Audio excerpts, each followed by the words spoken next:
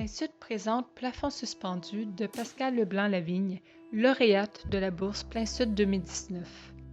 L'exposition prend la forme d'une installation cinétique qui rassemble des sculptures en mouvement construites à partir de néons et de tuiles acoustiques identiques à celles qui composent le plafond de la salle d'exposition. L'artiste a choisi de transformer l'espace de la galerie en un atelier d'exploration et de créer in situ à partir des caractéristiques physiques de l'espace. Elle explore la résistance du matériau à partir de sculptures animées de mouvements motorisés imprécis et répétitifs. De ce fait, plusieurs éléments de la composition s'effriteront au fil du temps, modifiant ainsi la forme, la sonorité et l'apparence générale de l'œuvre. La fragilité et le caractère éphémère du dispositif imprègnent l'installation d'une dimension fort poétique.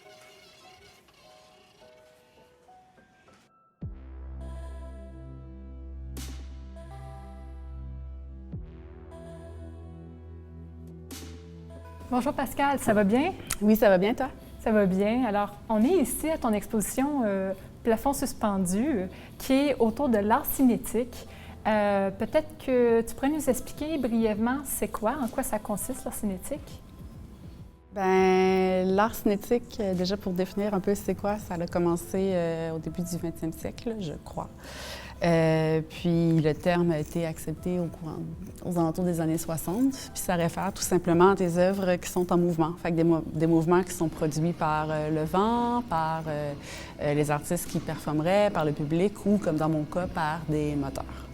D'accord. Est-ce que tu utilises seulement le moteur dans ton travail ou des fois tu utilises d'autres types de mouvements? Pour l'instant, oui, j'utilise que les moteurs. Je suis pas à l'aise à me mettre en scène. La performance, c'est pas pour moi. Fait que j'utilise des moteurs, d'autres composantes mécaniques, électroniques là, pour complexifier un peu les mouvements. Puis des fois, je les programme pour varier la vitesse des mouvements, le sens de rotation, la durée aussi des mouvements, puis les moments de mise en marche. D'accord. Et c'est quand que tu as commencé à t'intéresser à l'art cinétique? J'étais assez jeune, c'était à la première session de mon baccalauréat à l'Université Laval.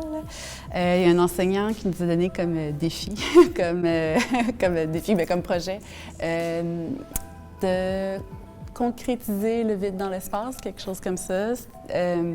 Le professeur, qu'est-ce qu'il entendait par là? C'était par exemple de mouler l'intérieur d'un objet, comme mettons d'un vase, puis de présenter le vide à côté de l'objet qui est vide, donc présenter le vide qui devient plein. Bon.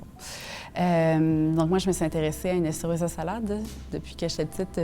C'est un objet du quotidien qui m'interpellait, là, pas mal. On va se le dire, c'est quand même fun. Là, oui, on a tous joué à ça au moins une fois. C'est quand même fun d'essorer la salade. Là. Moi, c'était ma job quand je regardais ma mère cuisiner. Est-ce que pour les œuvres ici, tu pourrais nous parler un peu de l'inspiration que tu as eue, comment ça t'est venu à l'esprit, et puis de façon plus générale dans ton travail, où tu vas chercher tes inspirations? Ouais. De manière générale, dans mon travail, mes inspirations viennent, bon, c'est un peu cliché de le dire, là, mais du quotidien. Là. Okay. Des fois, il y a des mouvements qui interpellent mon sens esthétique, là, des mouvements que je trouve intéressants. En général, c'est des mouvements répétitifs. Par exemple, il y avait les mouvements d'une performance, là, ça, c'est pas dans mon quotidien, évidemment, mais de Brandon Labelle qui, dans une performance, il avait mis en scène différents visiteurs, là, des individus qui devaient, longue histoire courte, là, se prêter une feuille de papier sur laquelle il y avait un récit, mais bref, ils se partageaient la feuille de papier une fois qu'ils avaient fini de lire le récit. Puis ce mouvement-là de partage, puis le son qu'il y avait aussi m'avait interpellée. Donc, je l'ai transposé dans une sculpture cinétique. J'avais mis au bout de des très, très longues tiges 2 feuilles de papier qui se caressaient tranquillement pour un peu transposer le son du partage, mais aussi le mouvement du partage, mais aussi le son.